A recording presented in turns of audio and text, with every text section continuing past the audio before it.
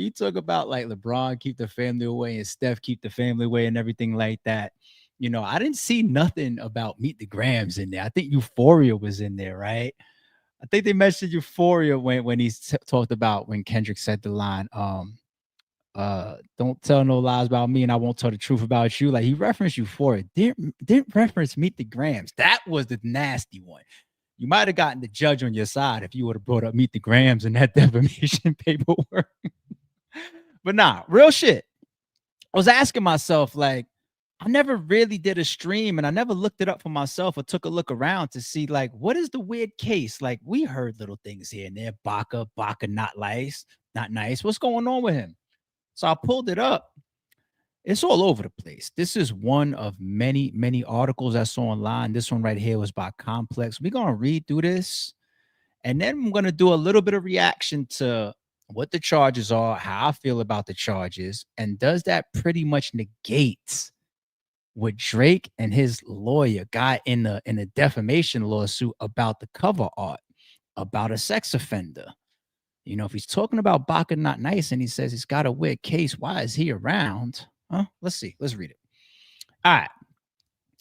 What is Baka Not Nice's weird case? Kendrick Lamar references on the diss track, Not Like Us. Baka Not Nice is a Canadian rapper and associate of Drake who previously spent time behind bars.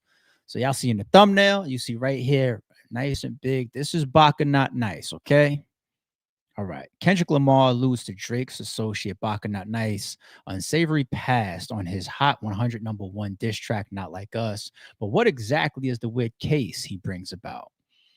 On K. Dot's Thunderous Not Like Us, he makes some serious allegations against Drake and his OVO sound roster. Among them is Travis, I'm not going to try to pronounce his last name, a rapper and former security guard, otherwise known as Baka Not Nice. Say, Drake, I hear you like 'em young. Kendrick raps on the track. You better not ever go to cell block 1. To any bitch that talk to him like they in love, just make sure you hide your little sister from. All the lyrics basically they're laying out right here in the Not Like Us track. And then, of course, once again, we've seen it a million times, the cover art. 1, 2, 3, 4, 5, 6, 7, 8, 9, 10, 11, 12, 13. Could be some exaggeration there. Let's say hypothetically Kendrick is targeting Baka, or maybe he's targeting Baka and or Drake. There's some embellishment. There's things called irony. There's things called exaggeration. Okay, you go from 20 pins on the roof, right? If it's really relevant to one or two people, there starts to formulate the justification or the hint towards why this cover art was used. But we're not stupid. We pretty much knew this already. Let's continue. Who is Baka Not Nice? Here he is again. Oh, he's got his OVO sweater on or jacket zip up on. Okay. All right. Okay. All right.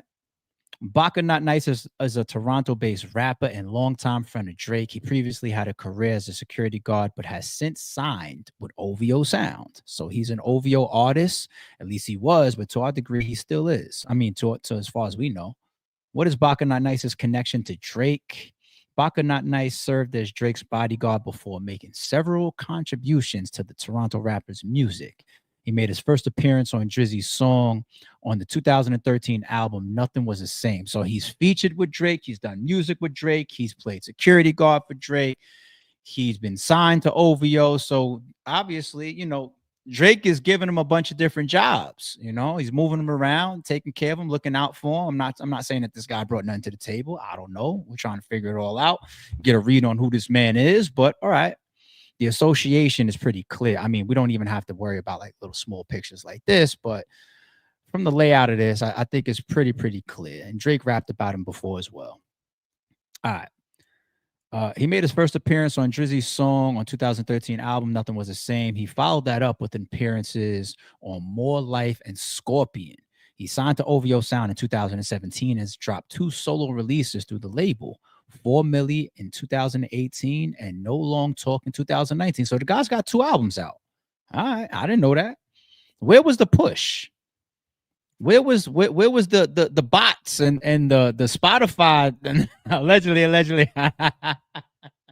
Where was that? I never heard of Baka until Kendrick. Kendrick fucking put a spotlight on Baka Not Nice. Never heard of the guy. You telling me right here he had 2 albums that came out under OVO?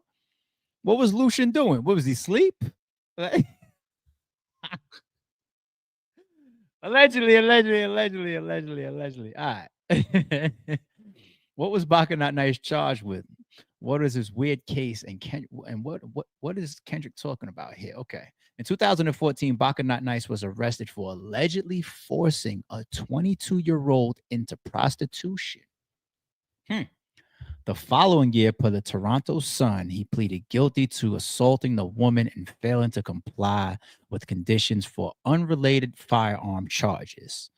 The procuring for prostitution and human trafficking charges against him were dropped. Let's be fair, people, were dropped because the woman refused to testify. Now you put me right back in the gray. We'll get to it, y'all. We'll break this down. Give me a second. Let's finish reading this. According to the authorities, the victim got into an argument with Baka when she found him passed out drunk as food burned in the oven. She told him off for falling asleep with the food cooking, and he allegedly pushed her to the floor. The woman allegedly worked as an escort and was reportedly in a relationship with him at the time of the incident. Did Baka serve time in prison? Okay, question mark. Let's continue. Baka Not Nice was sentenced to 6 months in prison following his guilty plea. So he pled guilty, okay? But he avoided keyword further time behind bars because he already spent 10 months in custody following his 2014 arrest. So he's already there, and however he pled and whether it was something else that was running concurrent, a previous charge, or whether this was, I don't know. I don't think you sit there for 10 months and then you plead, and then the deal that you get is 6 months, and then it's like, all right, we let you out. You didn't already serve what you pled for. Like, whatever. Whether it was something that was running concurrent or whether he sat there longer than he actually took a plea for, and then they released him based on that. Either way, but he did plead guilty. Okay. Upon Baka's release in 2015, Drake celebrated the news in a since deleted Instagram post. Why you delete that, Drake? Something in the air today. A lot of good things happening at once, but this one means the most. Been waiting for 11 months. Baka finally home, he wrote. Why you delete that, Drake? Hold on, man. Like, can you delete a post about your man coming home from jail? Now I get it. Drake's reputation and his image and all of that it's feeding everybody, right? He's moving Baka around within the team, giving him all types of jobs and whatnot. I get it. He's a powerful guy. He needs to keep his image clean, right? But damn, if you're gonna put a welcome home post up and you got to delete a welcome home, damn, you took down my welcome home post, my nigga. You want me to be back? Also on the Know Yourself track, Drake famously raps, I might declare it a holiday as soon as Baka get back on the road. Okay. What's Baka up to now? And has he commented on the beef? Baka Not Nice is still firmly a part of Drake's OVO sound crew, but he hasn't released any solo music since 2019. He has, however, seemingly commented on the beef between Kendrick Lamar, as well as several others and Drake. In a post on his Instagram stories following the release of Like That, the track that pushed the beef from Cold War status to the outright battle, Baka shared his thoughts. Oh, so he was commenting early, huh? Bet you fell back after that, huh? You knew niggas emoji or ninjas emoji kill me. Y'all talk like bitches. I'll see any of you niggas emoji. Dolo, he wrote per hot new hip hop. Was that website? Okay. No phones, just Tump, Box, and Kick, whatever that is. Come to the back, nigga emoji. Play if you want. You know me, I'll clap it. Ain't nothing bigger than the O. Nothing. Hashtag OVO sound. He also posted on Drake's most recent contribution to Beef, the Heart Part 6, paperwork he wrote alongside the cover art. Facts, OVO. Oh, damn. Post is deleted here too, huh? Deleted all over the place. Where does his name come from? I really don't care. All right. I think I'm up to speed enough now to start drawing some lines, and then we'll decide whether this right here, folks, that I'll leave up on the screen is justified. All right. Obvious friend. There is no deleting of a post. Welcome back home. There is no deleting of his story or Baka Not Nice's post to disassociate. It's already etched in stone. The history is already there. The records are already there. The lyrics are already there. The signing to OVO for this guy is already there. The pictures of you guys courtside and all this type of stuff is already there. So there is no disassociation from the public's eyes. You know what I'm saying? You could try to clean it up however you want. Now, what this looks like, let's be real, people. It just looked like he was on some pimping Ken shit, folks. Like, now where you stand on pimping and pimps putting their hands on women is a whole nother topic within itself. Because if you have the common average conversation, where do you stand, man, about you putting your hands on a woman? The average man is going to say, like, nah, we ain't about that. You keep your hands to yourself when it comes to women. You might have to restrain one. Okay, maybe a push or something like that, but a man hitting on a woman, that's a no-no. That's against code. That's against man code, right? Now, when you start talking about pimping, everybody forgets those rules, right? Everybody wants to laugh or thinks that it's cool if the pimp gets the bitch where my money and all that, right? It gets accepted somewhere over there in the pimping culture. Once again, that's a whole conversation for another day. But what it looks like to me is that this was like one of his down ass chicks. You know what I'm saying? Like, she came home, they living together, they arguing over stuff. You know, he gets arrested for assaulting her. She doesn't take the stand. She doesn't testify. And, you know, she kind of tries to help him get out of jams. I think there's another article that I skimmed as well that said, she has since left Toronto. Like, when he came, by the time he came out of jail, she moved, and then they couldn't even find her for comment. They couldn't find her for subpoenas, nothing. And that makes sense. You know what I'm saying? Like, you don't know if this man put his hands on you before, allegedly. Well, then again, he kind of pled to it, right? He put his hands on you before.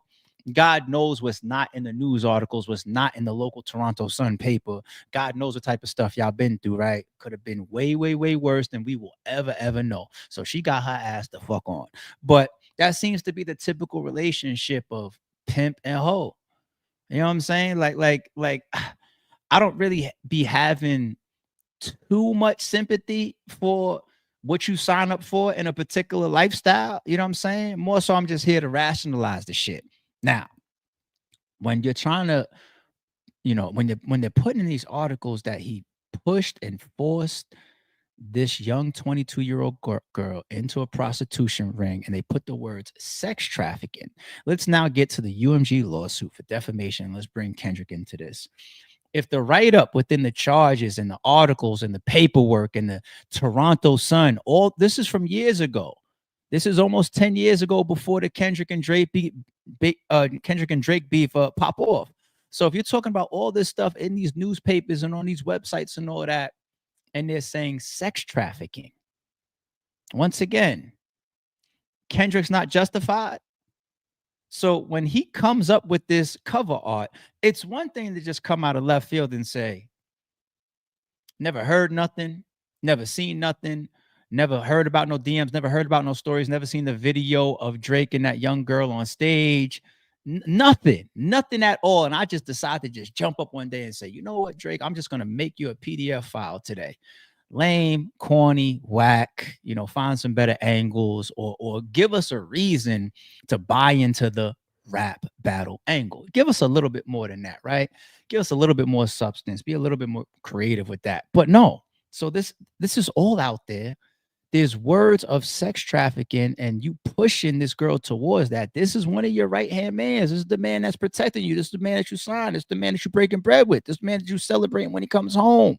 This is the man that you're trying to act like it's a holiday because he got let go and all that. All right, cool. You know what I'm saying? So if Kendrick uses this as ammunition, and he puts the sex offender damn pins on as the cover art on the top of your crib, trying to say that you associate with people that are into this, is all stuff that bled from Meet the Grams. He's saying that you associate with people that's into sex trafficking, and this is why I'm telling Steph Curry and LeBron and everybody, keep your families away, and you're into process. Like, birds of a feather flock together. Am I trying to say that Drake was out here pimping allegedly like Baka Not Nice? It kind of reads like he was doing. That's not what I'm saying. But when I'm saying birds of a feather flock together, if you are this clear-cut, angelic Christian virgin woman, right? And every weekend I see you hanging out with Sexy Red, what the fuck you want me to think? Birds of a feather flock together. And you celebrating him coming home, so you had to know his charges. It's your responsibility to know these people's charges. If your man gets locked up, you need to figure out what's going on, even if it's just from a sense of trying to be informed or help them. You need to know what's going on, right? So there's no way that Drake could sidestep that. It's damn near justified in the defamation lawsuit towards UMG, if you ask me. If I'm UMG, that's one of the things that my lawyer comes back with to combat that particular issue that they're putting in the damn lawsuit. Baka Not Nice. Then his name goes into my response. Drake befriended somebody that pled guilty to assaulting a young 22-year-old, right? And pushing her into prostitution. And they put sex trafficking in the article too. Kendrick, who is an artist that happens to be signed under me, he used that's on Drake's jacket. I don't got nothing to do with that. That's Drake's friend. Any of y'all in the chat, fellas, if you walking around right now with somebody that was once upon a time convicted and pled guilty and served time for assault of a woman, or for pushing a woman, a young girl, into sex trafficking, allegedly, maybe I'll just say that just in case, or prostitution, and somebody disses you for that shit and says, you and your man's over there, go get your man's, or you and your man's probably about this or whatever, it's all justified. Or else get away from these people that you claim ain't from the type cloth or carry the same morals or principles that you do. All right? Like if you not into drugs tearing down the community, like your best friend can't be a fucking drug dealer. You get it?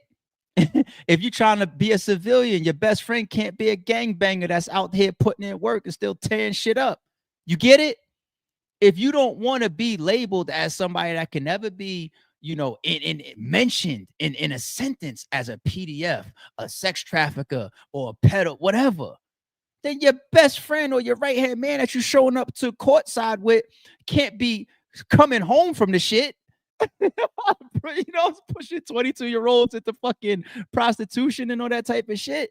So I think that piece of the lawsuit now, once we catch up to speed on, like, all right, what is the weird charge when he's talking about weird cases, and what's more details around Baka? Like, what is that? What is that? You know what I'm saying? From a rap battle standpoint, 1000% justified. In rap battles, we see shit that be like 10% true come to the table, let alone the man that served time behind these type of charges. What? You gotta be fucking kidding me. So that lawsuit continues to look worse and worse and worse and worse. If Kendrick Lamar, I'm not saying that I agree with putting a man address out there, but I'm not saying that, once again, that Drake's shit wasn't public. Drake's got 1 million people coming to his crib. Every time we turn around, he's got somebody playing basketball, shooting videos at his crib, and all that type of stuff. Fans and can't like who doesn't know where he lives? They say that's not a fucking like some tucked away, gated on top of the hills private community. Like, you could drive past his crib. That's why you got the lawsuit saying that random fans popped up at his crib and dug holes under his gate. His shit is accessible. It's viewable. It's viewable. Everybody knows where it's at. He done went to the what was it, to the mayor or whatever, to get the gates raised above like guidelines and all that, and they okayed him because he's Drake. Like, I feel like everybody out there knows where his crib is at. I'm not trying to justify it. I'm just trying to say, like, it's not like Kendrick put this out and it hit like the Drake blackface when Pusha T put it out. We was like, oh shit, nobody knew that or could have figured that out or ever heard about that. No. Drake crib. Oh, Kendrick probably said Drake crib. Like, another one is probably like Chris Brown's house. Everybody knows where he lives. Everybody knows academics. Everybody knows where he lives. Like there's a couple, like, it's just like, it's not even like they're trying to hide it a little bit. Like it's just like a public thing. And I'm not trying to say that that's cool, right? But Drake's crib is known to random people and fans. It's very, very known. And then you put the pins on top because it's hip hop, it's cover art, it's a rap battle. But the rap battle angle of the cover art still has ties to shit that's around Drake. So it's justified in a rap battle to me. I don't see how that has legs in the suit, but I'm not the fucking lawyer that wrote this shit. Who knows? Don't confuse silence with work ethic. I'm a boss making decisions, my first fetish. The verse cherished is perfect, that's a reverse blemish. I dropped it, connected the block, learn Tetris. This is the Sorry It's True podcast. Welcome to the house of. And shout out to the members.